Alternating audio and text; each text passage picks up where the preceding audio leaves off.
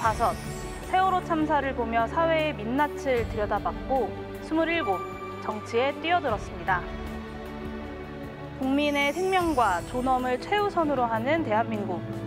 모든 사람들이 인간다운 삶을 살아가기 위해서는 기본소득이 보장되어야 합니다. 그 탄탄한 디딤돌을 제가 세우겠습니다.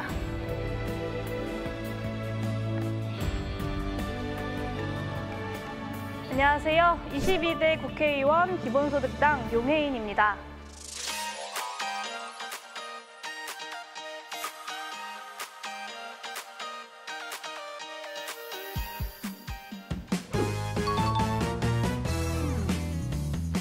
시작할까요? 네. 렛츠 고고싱. 인기 실감의 과분할 따름. 인기의 비결. 잘 싸우니까. 내게 정치란. 일상 그 자체. 기본소득은 새로운 사회. 혼자 괜찮아. 혼자도 잘해. 재산의 무게. 많이 무거워. 호구 한마디. 잘할게요, 저.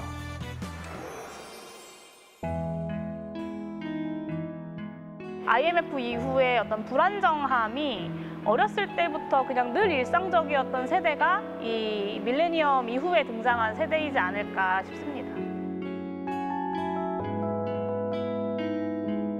굉장히 집안 형편이 어려워졌는데 심지어는 뭐 버스카드 충전할 현금 10,000원이 없어서 학교를 못 가는 날도 있었고, 그때 이제 2008년 금융위기 직후였기 때문에 그때 제가 학자금 대출 이자를 월 7만 원을 내야 됐거든요.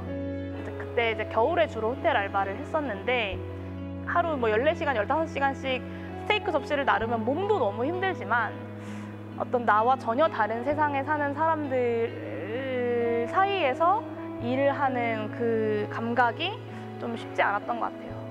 벌써 15년 전인데 1인 코스에 7만 원이 가장 최저 가격이었어요, 당시에도. 그때 스테이크가 7만 원일 때 1시간 시급이 얼마였어요? 3,500원이었어요. 네. 그래서 하루에 14시간, 15시간을 일해도 그 스테이크를 못 먹었죠. 네.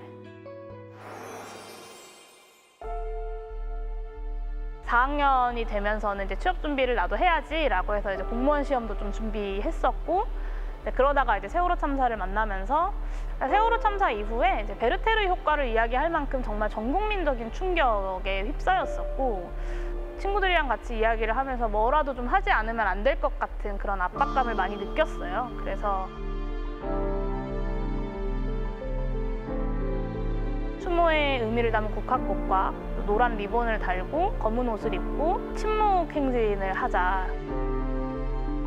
현박 내부에서 가만히 있으라는 방송이 나오면서 피해를 키웠다, 이런 이야기들이 이제 많이 보도가 됐었고, 그런 걸 상징적으로 좀 표현하는 말이라고 생각해서 가만히 있으라라고 적힌 피켓을 들고 침묵 행진을 했죠. 처음에 침묵 행진을 청와대 홈페이지에 제안할 때 제 친구가 저한테 야, 너 이런 거 하면 막 압수수색 당하고 그럴 수도 있어, 이런 얘기를 했었어요. 야, 무슨 이런 걸로 압수수색을 당해? 라고 생각했는데 실제로 서버까지 압수수색을 당하고 핸드폰 기계까지 압수수색을 당했었는데요. 유가족들과 국민들이 수백만 명이 서명운동도 하고 거리에서 단식도 하는데 꿈쩍도 안 하는 정치인들을 보면서 정치가 너무 잘못돼도 한참 잘못되지 않았나? 그러면서 이제 뭔가 이제 안정적인 직장보다는 조금 더 의미 있는, 그러면서 좀 직접 정치를 해야겠다라는 마음을 먹었죠.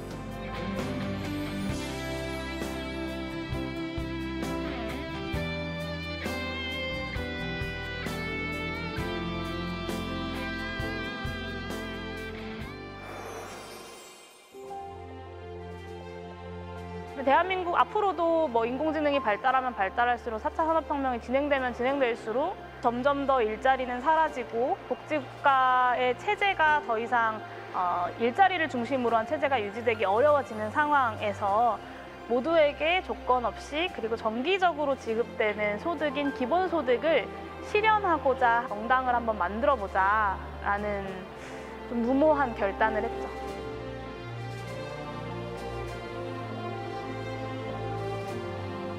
저희 당원들 한 25,000명에서 3만 명 정도 되는데요. 뭐 알바, 뭐 편돌이, 편순이, 백조, 백수, 학생, 뭐 간호조무사 이렇게 좀 저임금의 불안정한 일자리에서 일하시는 분들이 굉장히 당원들로 많이 모였어요. 그래서 너무나 기본소득이 절실한 사람들이 우리 당에 모여서 이 정치 활동을 시작하게 된 것입니다.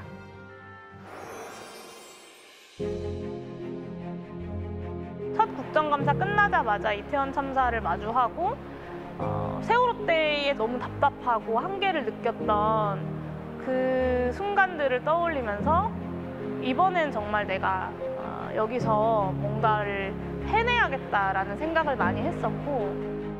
아니 행안부가 주관기관이 된 거라니까요. 그거 언제 정하셨는데요? 아까 안 정하셨다면서요? 근데 정하지 않았어요.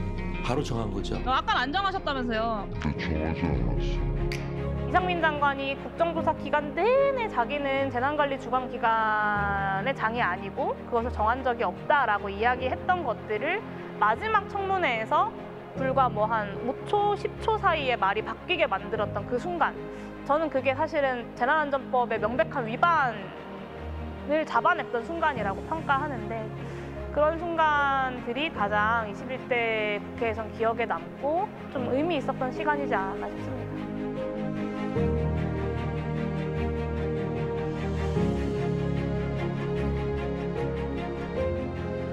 사실은 제 전국구 비례대표 의원이잖아요. 어떤 특정한 지역에서만 의정활동 보고를 하는 것보다는 전국의 국민들을 위해서 일하는 국회의원이고, 또 그런 의정활동에 대한 보고도 전국의 국민들께 드리는 것이 맞다라는 생각을 임기 초부터 갖고 있었어요. 주요 어떤 레거시 미디어들에서 잘 다뤄주지도 않는 그런 소수정당의 의원인데 과연 내가 하는 의정활동들이 국민들께 가서 닿고 있을까? 이런 고민도 많이 했었고요.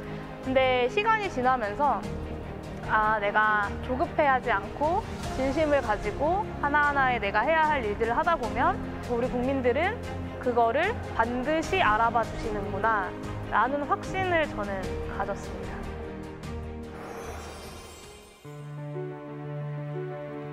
선거 결과를 마주하는 순간 아주 무서운 민심이라는 것을 다시 한번 확인할 수 있었고, 재선 의원으로서의 무게감은 말할 것도 없고요. 전국을 다니면 선거운동할 때 정말 전국에서 많은 분들 만나서 먹고 사는 게 너무 힘들다는 얘기를 제일 많이 들었어요. 22대 국회에서 국민들의 먹고 사는 문제를 해결하는 것이 저의 첫 번째 과업이 되어야겠구나라는 생각을 좀 많이 했습니다.